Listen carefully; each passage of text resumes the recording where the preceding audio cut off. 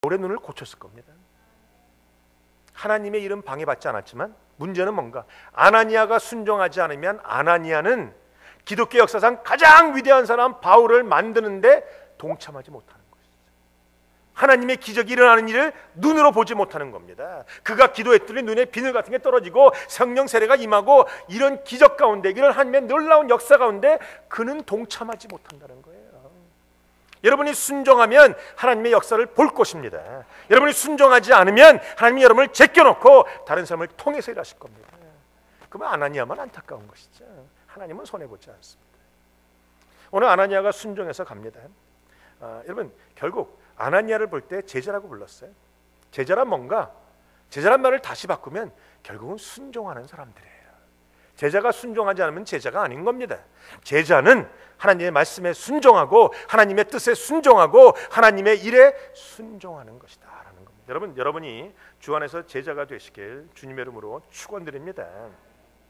오늘 본문에 보면 그가 하나님 앞에 명령을 듣고 순종해서 갑니다. 가서 바울을 만납니다. 사울을 만나죠. 여러분 같으면 사울을 만나서 첫 마디에 무슨 말씀 하시겠어요?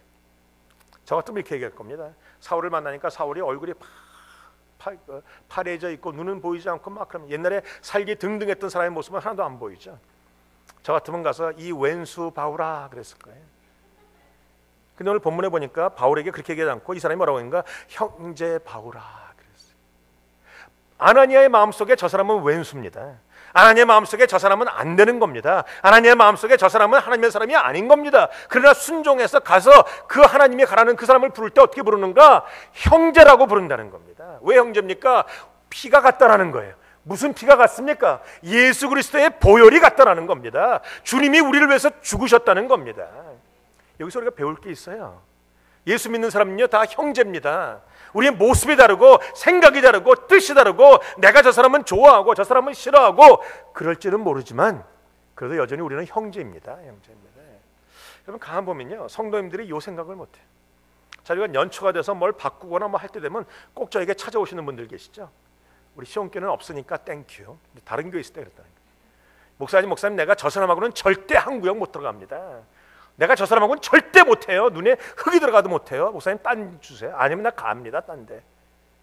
여러분 눈에 흙이 들어가도 못한다고 하면 하나님이 흙 들어가게 하십니다.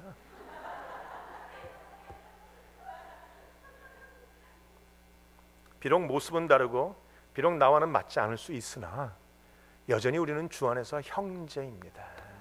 여러분 이 형제되는 생각을 자꾸 버리면 교회가 그때부터 갈등이라고 자기가 좋아하는 사람끼리만 끼리끼리 모이게 돼요. 아니죠. 좋아하지 않아도 우리는 사역할 수 있고 좋아하지 않아도 동역할 수 있고 그저 우리는 만날 때마다 주의 형제. 그래서 교회는요 가장 귀한 이름이 형제라니까요. 목사님, 장로님, 권사님 다 필요 없어요. 사실은 다 주 안에서 한 형제들인 것입니다. 옆 사람에 고백하세요. 형제님 한번 선포해요. 속에서는 왼수라고 생각하지 말고 그냥 솔직하게 하시는 것이. 여러분 저에게 가끔가다 이렇게 해서 말씀하시는 분이 계세요. 목사님이 저 집사가 과거에 어떤 사람인지를 몰라서 그래요. 저 사람은 과거에 이렇게 못됐고 저 사람 때문에 목사가 쫓겨나갔고 저 사람 때문에 교회가 갈라졌고 저 사람들은 교회의 시험거리였고 저 사람은 교회의 일거리였고 저 사람은 안 됩니다. 그러는 사람에게 제가 뭐라고 하는지 아세요? 그러는 너는 제가 그래요. 사랑하는 성도 여러분, 과거사가 없는 사람 없습니다. 우리는 다 온전하지 못합니다. 그런데요 중요한 것은 하나님은 개의치 않으신다는 겁니다. 하나님은요 수가성 여인도 사랑하시고 축복하셨고 하나님은 베드로도 들어쓰셨고 하나님은 바울도 들어쓰시고 하나님은 다윗도 들어쓰시고 하나님은 저와 여러분도 들어쓰십니다. 과거가 중요하지 않아요. 문제는 과거가 아니라 지금입니다. 내가 회개하고 하나님 앞에 헌신하는가 이것만이 중요하다는 것이. 지금 내가 믿느냐, 지금 내가 순종하느냐, 지금 내가 하나님을 의지하느냐 이것이 중요하다는 것이죠. 과거를 얘기하지 마세요. 과거는 다 실수고 다 실패고 과거는 다 안타까움일 뿐입니다. 우리가 하나님 앞에 의지하고 하나님을 믿고 나가면 하나님은 우리를 들어 쓰십니다. 뒤에 보시면 하나님이 아나니아에게 말씀, 저 사람은 땅끝까지 복음을 증거하는 내가 들었을 나의 그릇이다 라고 되었어요. 사랑하는 성도 여러분, 그릇입니다. 그릇. 사실은요 땅끝까지 복음을 증거하는데 누가 가장 유력했는가, 유효하게 쓸 수 있는가? 바울이에요. 바울은요 이중언어에 능했습니다. 히브리 말과 헬라어에 능해. 그 당시 헬라어는 지금의 영어 이상입니다. 어디 가나 헬라어는 통했어요. 헬라어에 능했고, 그는 까마리알 문화상이었으니까, 다시 말하면 그는 성경에 능통한 사람이었고, 지금으로 말하면 학박사였고, 그는 돈도 많았고, 그는 여러 가지 면에서 자기가 앞서가는 사람, 어디 가나 할 수 없는 것이 없는 사람이었어요. 로마 시민이었고, 그래서 뒤에 보니까 모든 임금과 모든 사람 앞에 복음을 전할 나의 택한 그릇이라고. 그는 누구에게나 복음을 전할 수 있는 그 능력과 그 지위가 있는 사람, 하나님이 그를 택해서 쓰신 거 아닙니까? 근데 하나님은 그를 그릇이라고 부릅니다. 여러분, 그릇의 가치는 쓰임 받는 것에 따라 있습니다. 그릇을 가만 보니까 두 종류의 그릇이 있어요.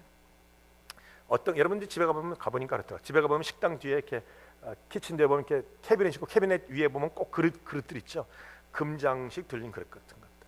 그런 그릇은 진열도 놓고 있는 거. 그냥 보기만 하는 그릇이. 그 그릇은 쓰지 않습니다. 아무리 이쁘고 아무리 비싸도 그것은 그릇이 아닌 것이죠. 그냥 진열장에 있는 진열된 그릇이에요. 여러분, 정말 그릇의 가치는 쓰임 받는 데 있습니다. 성도의 가치도 쓰임 받는 데 있습니다. 여러분, 교회도요, 진열장 같은 성도가 있고 쓰임 받는 그릇이 있는 성도가 있어요. 교회 올 때 이쁘게 와서 이러고 앉았다가 싹 하는 진열장 같은 성도 되지 마십시오. 아니, 목사님 그릇처럼 쓰이다가 욕 먹으면 어떻게 합니까? 욕 먹으면 뭐 어때요? 하나님이 기뻐하시면 됐지. 그릇이 밥을 먹으면 거기에 밥그릇 묻죠, 김치 국물 묻죠, 고추장 묻죠. 이거 온갖 더러워진 거 있잖아요. 그러나 쓰임 받기 때문에 귀한 것이에요. 그릇의 그 가치는 쓰임 받는 데 있고, 성도의 가치도 쓰임 받는 데 있다. 여러분, 하나님이 우리를 쓰시려고 우리를 준비시키십니다. 하나도 그래서 낭비되는 게 없다고 말씀하세요. 여러분이 오늘 이 자리에 많은 일들을 겪으면서 와 있는 이유도 하나님이 쓰시기 위함입니다. 옆에 고백하세요. 쓰임 받는 성도가 되십시다. 선포하십시오. 여러분, 쓰임 받는다는 게 뭔가? 하나님의 나라를 세워가는 것입니다. 오늘 바울의 이야기를 보면 그는 나가서 바로 복음을 전하기 시작합니다. 여러분, 많은 사람들이 그러죠. 목사님 난 이제 예수 믿는 지 1년밖에 안 됐는데 어떻게 복음을 전하겠어요? 그러니까 성경을 모르죠. 오늘 본문에 보니까 사도 바울은 부활하신 예수를 만나고 불과 며칠이 못 돼서 나가서 복음을 전합니다. 예수는 하나님의 아들이다. 따라해 보십시오. 예수는 하나님의 아들이다. 예수님은 바로 하나님이시다. 예수 믿으면 구원받는다. 할 수 있잖아요. 다른 거 하실 거 없어요. 가서 그 마디만 하시면 돼요. 예수가 하나님의 아들이다. 예수 믿으면 구원받는다. 아니, 어떻게? 그런 건 목사한테 물어봐라. 여러분, 그냥 하시면 하시면 돼요. 그런 건 저쪽으로 가시는 거예요. 복음이 어렵지 않습니다. 여러분, 그는요, 주님 만나고 당장 복음 전하는 사람이 됐어요. 정말 중요한 것은 지금입니다. 여러분, 복음을 전할 때는 다른 때가 아니에요. 지금 전하는 거예요. 지금. 내년도 제가 목표를 하나 정했거든요. 저거 있는 것보다 한 단계. 제가 여러분이 저걸 했는데 여러분이 저걸 안 따라오시더라고요. 성도가 1년에 한 번씩 성경 일독, 이건 어느 정도 하시더라고요. 성도가 1년에 한 번 사람들 전도, 근데 안 하시더라고요. 그래서 안 해서 제가 어쩔 수 없어서 제가 가치를 바꿉니다. 성도가, 우리 시원 성도는 1년에 한 번 성경 일독, 모든 성도는 1년에 2명 전도, 1년에 2명 전도, 올해 안 하시면 내년엔 3명 전도, 갈 때까지 가볼 겁니다. 뭐 언제까지 가나. 그래서 제가 목표를 정하면 요새 표 또 하나 붙여놓을 거예요. 제가 표 붙이는 건 한국 가서 배웠어요. 아무튼 이 바울은 예수 만나고 부활하신 주님 만나고 완전히 바뀝니다. 그리고 그는 가장 중요한 모습이 뭔가? 복음을 전하는 자가 됐다는 것이죠. 그는 다니면서 사과하지 않았습니다. 다니면서 내가 과거에 잘못했으니까 나를 용서해달라고 말도 안 했습니다.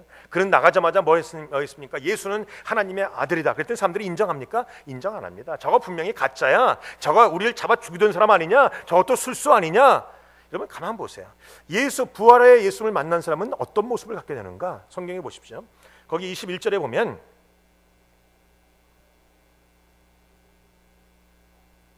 듣는 사람이 다 놀라 말하되 이 사람이 예루살렘에서 이 이름 부르는 사람을 잔해하던 자가 아니냐, 여기 온 것도 저희를 결박하여 대제사장들에게 끌어가고자 함이 아니냐 하더라. 사울은 힘을 얻고 예수를 그리스도라. 생각해 보세요. 뭔가 좀 이상하지 않습니까? 국어 실력이 있는 분은 압니다. 이게 문장이 좀 이상하네. 사람들이 핍박을 하고 사람들이 안 믿으니까 사울은 힘을 잃고 사울은 낭망하여 이렇게 나와야 되는데 오늘 본문에 보니까 사울은 힘을 얻고 사울은 이렇게 나옵니다. 뭔가 좀 이상합니다. 무엇이 잘못됐습니까? 여러분 이 논리가 맞지 않지 않습니까? 모르셨습니까? 성경을 읽을 때 아무 생각이